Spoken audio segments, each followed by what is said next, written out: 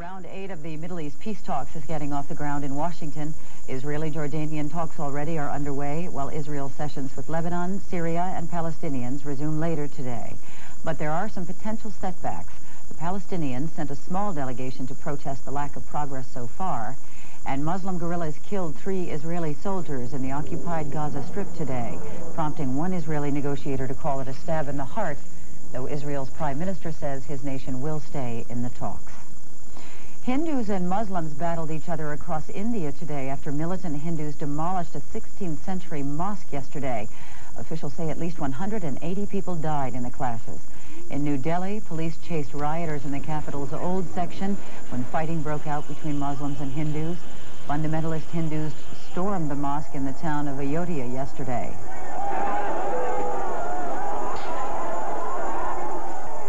Militant Hindus have vowed to build a temple on the site in honor of the Hindu god Rama. The Indian government announced today it will rebuild the mosque and punish those responsible for its destruction. In a moment, we'll take a look at the new Youth Corps in the United States. Stay with us.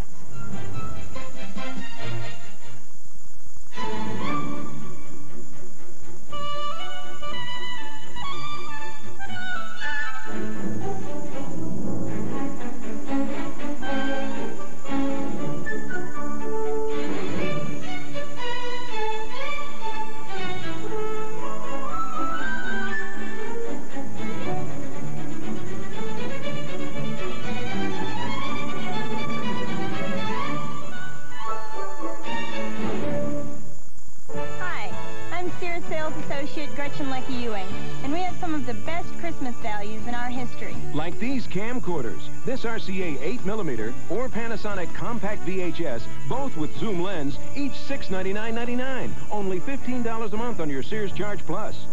And this Packard Bell 486SX 25 megahertz computer with a 170 megabyte hard drive is only $32 a month at Sears Brand Central. You can count on me. My father always told me, if you want results, go straight to the top. Because when you deal with the owner, you get special treatment, real service. That's why I shop where the name on the door has a face behind it. Someone I can trust for the right answers, right now. You can't go wrong at Valu-Rite. Shop our holiday sale for special savings on Mattel Totally Hair Barbie dolls and fashions, or this Vivitar Vistatelli 3-way 35mm camera, right now at Valu-Rite.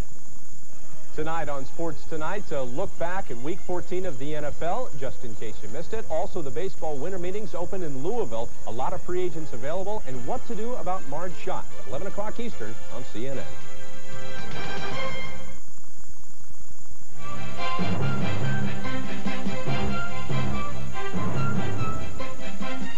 Today, for the last time, First Lady Barbara Bush gave members of the press corps a tour of the White House holiday decorations.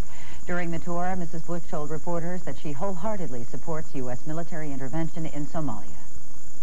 When you know you're doing the right thing, so we just hope they'll get in and get out quickly and safely, but they're doing the right thing. Hundreds of thousands of people are starving.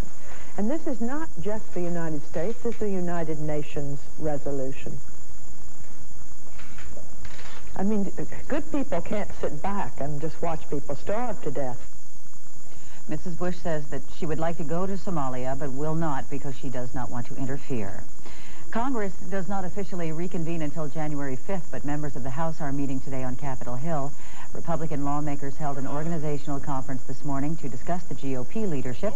Minority Leader Bob Michel and Minority Whip Newt Gingrich face no opposition, but Conference Chairman Jerry Lewis faces tough competition from Dick Armey. On the Democratic side, House Speaker Thomas Foley will keep the top job. Majority Leader Richard Gephardt and Majority Whip David Bonner will retain their posts as well. The Civilian Conservation Corps. It was started during the Depression, but over the years, the program lost its popularity. But today, young people in some 12 cities are earning minimum wage to clean up parks and work with the elderly. It's all part of the new Youth Corps. CNN's Norma Quarles reports. The Civilian Conservation Corps put 3 million young men to work in the Depression of the 1930s. Most of the men were white, and the jobs were in forestry or public works.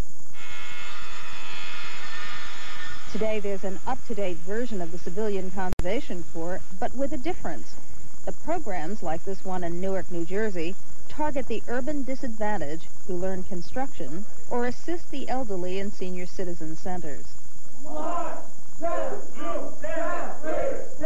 The 52 young men and women of the Youth Corps are among the 10 million 16 to 24-year-olds nationwide who don't have jobs and are not in schools or the military. It's a combination education and community service program, and it's an education which we hope is going to empower them to take charge of their lives as well as their communities. What you do to one side, you do to the other, and what your answer is. Sabrina Broadus dropped out of high school when she had a baby. I just took my GED test last week, and hopefully I did pass it. Good, good. And what do you want to do with yourself? I want to be a certified public accountant. Members of the International Youth Organization are working with the Habitat for Humanity, renovating old buildings. Well, I needed just to get off the street and get another life. You know, I got a little son of support. I need a second chance in life.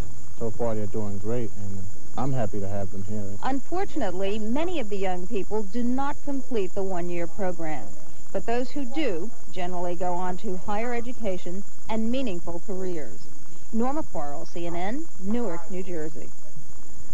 Well, people in Los Angeles may be on even shakier ground than they may have thought. Geologists have discovered 2 earthquake faults under downtown skyscrapers and freeways, and they are worried the faults are maybe connected to a 3rd fault that could produce a major quake. Geologists are still trying to determine if the faults are of immediate danger.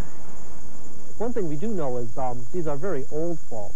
There has not been any significant historical earthquakes on these faults, and that could be good or that could be bad. The fact that there hasn't been historical earthquakes means it's not the major fault in the area. There are other faults that have more earthquakes. On the other hand, we know that very old faults can sit for a long time, and every once in a while, maybe every few thousand years, can have a large earthquake. Government studies say a major quake under Los Angeles could be far more deadly and damaging than a larger one under the San Andreas Fault 35 miles from downtown. Unreleased White House tapes reportedly show President Nixon was up to more dirty tricks than previously known. The New Yorker says Nixon wanted to use the attempted assassination of George Wallace to discredit George McGovern's 1972 Democratic presidential campaign. The magazine says Nixon discussed planting McGovern campaign literature in the Milwaukee apartment of Arthur Bremer, the man who shot Wallace.